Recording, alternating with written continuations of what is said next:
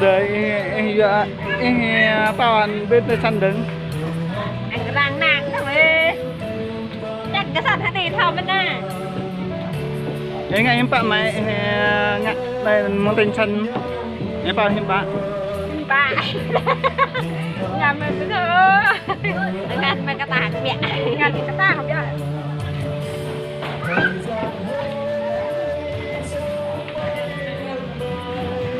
bơ mạnh nhỉ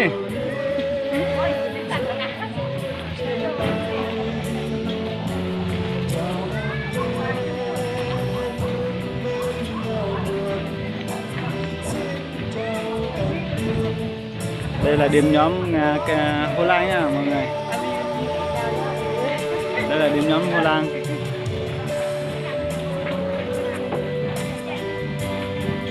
Đây là điểm nhóm Mobi nha. Điểm nhóm Mobi mà làm dở nhất là điểm nhóm Hồ Lâm Hồ Lan. Người ta làm mà gần xong mà mình làm mà nãy giờ mà chưa xong đây. Sao làm trong thế em? Không phải chuyên nghiệp của em đâu. Vậy thì tốt rồi. Em chỉ là chuyên lệ thôi. Đây là điểm nhóm bên Hồ Lâm nha mọi người. Mình nhớ hãy like và đăng ký kênh mình nha.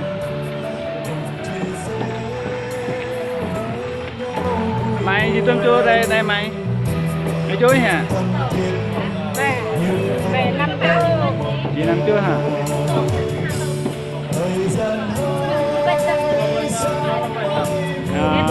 Lâu bật lời.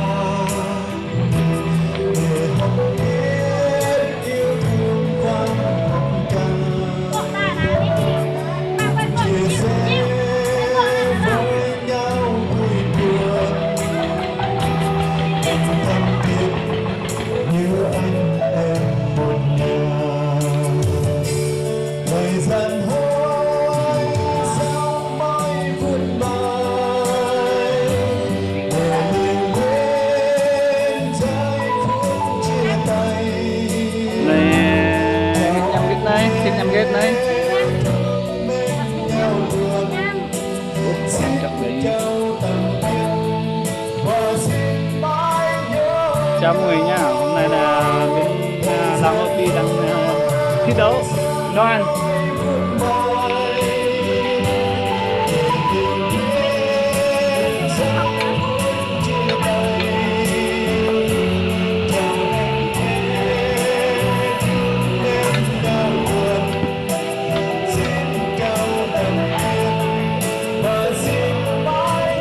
Đây là điểm nhóm bên Hồ Lâm nha mọi người.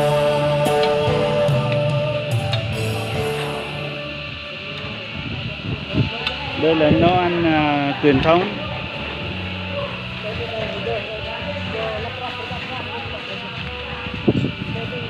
Dì xin hiếm bạn đấy.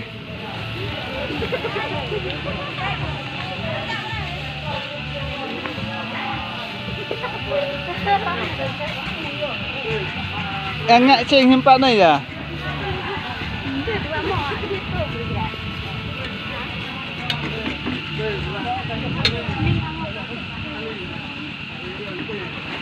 Nhiều bữa ra hơn này ha. Bây giờ mạng ngọc rừng. Vậy bình gì với bố đỡ này. Này là sinh là rất ghê bê là này là.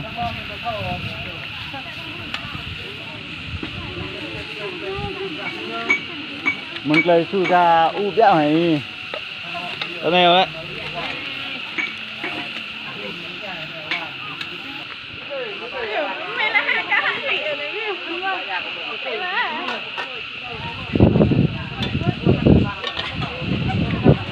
Bực, xem tụi da nhỉ nè.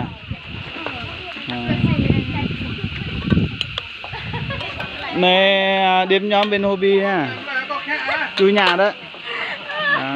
Đây chú nhà đấy mọi người.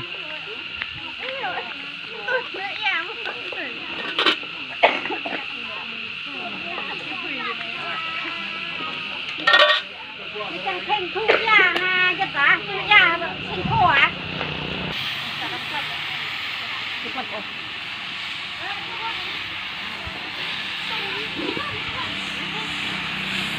Lọc nữa kì. Bộ nhắm chắc đi. Nhắm đấy này nữa. Mò á? Có bề vào tôm.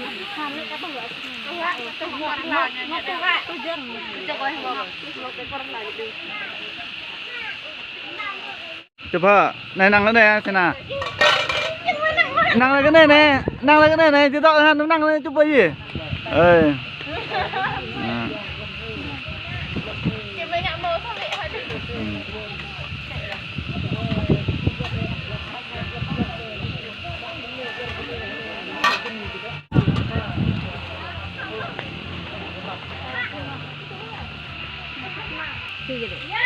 Đùm nâng nữa nhằm ghé tới chê nhá, chắc đu môn cái nhằm đu mùi nha na còn mùi vị.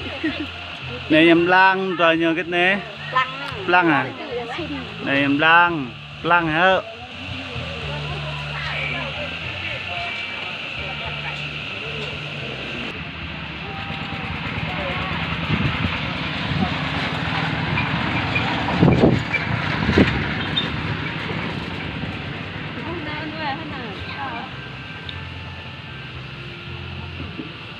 Ra tên này. Làm lang cái này. Lang hăng à? Làm lang nè, lang nè, hăng nè. Yeah.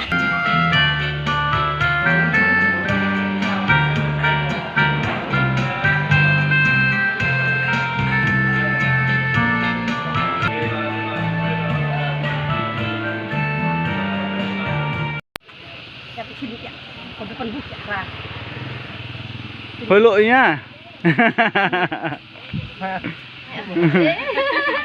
Qua được lại như vậy em nhớ được ạ. Có phải vậy như bằng nào? Nắng. Ban nhâm khai bằng ngân hở biết này. Chân nó bè. Này ra. Ôi mà ổn. Đó. Ta muốn thằng bình vườn này mà gõ ghi rồi. Đó, được là Mà không lang bukan dia mana. À, đó này đã này.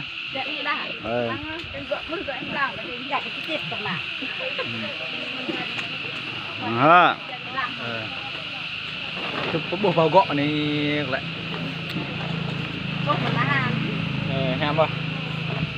Nẹp là hơi lang này.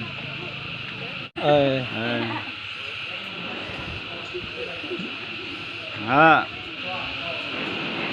Gõ. Em học bộ bì bì. Thà tôi bì thà. Bahkan lagi kita sakit lagi tu lagi ya bulan bì bì ya. Di dekat ini.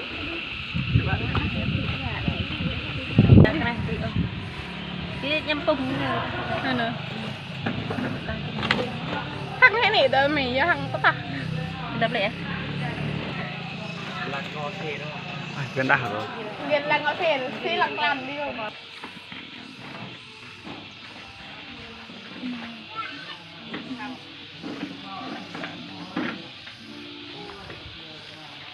Que nó gương mặt thân quen luôn rồi. Nên nọ là bì rồi này. Bì đây nè. Răng ạ he. Nọ là hồ làng xin. Đây anh ăn mới chắc rồi đi. Nọ nó ngâm mà thành vậy. Lao bia. Mày ra.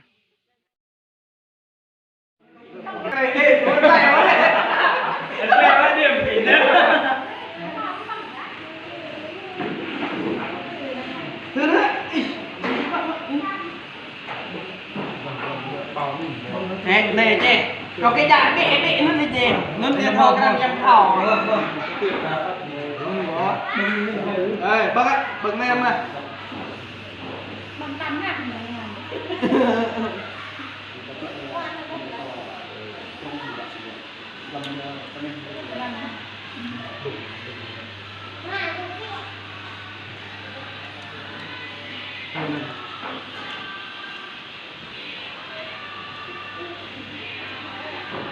lỏng tình này nhìn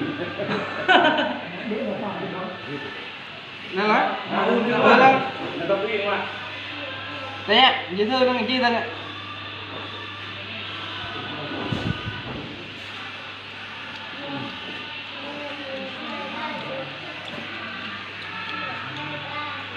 nó nước nó này cái này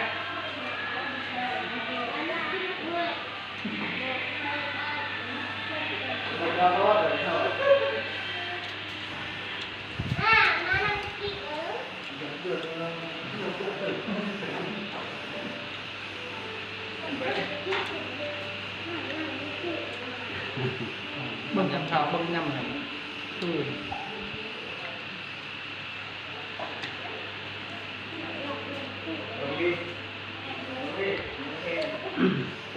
Kim bạn mình nè get đi mình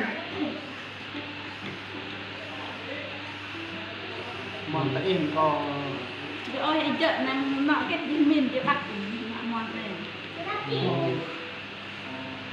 kia đấy rồi mòn được thẳng nè cái này nhưng mà cầm xa anh đi mòn đó đằng lâu nó đường ba mòn này mòn hành anh nhặt mò plăng min ta bún ngọt thì nhặt lại bún ngọt này ăn nhầm này là vô lăng thì là nhờ ăn mò plăng mò hành nhờ xin xin chắc mòn nền nền đây mòn nền nền lại biết à xa là thi ngọt đều ngọt đều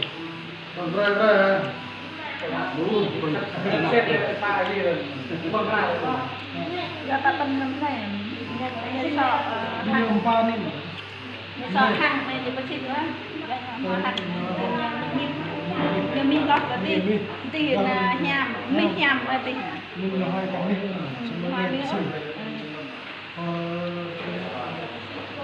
cái pa chưa trong điểm thì cái đi làm là dùng cái nhân cái về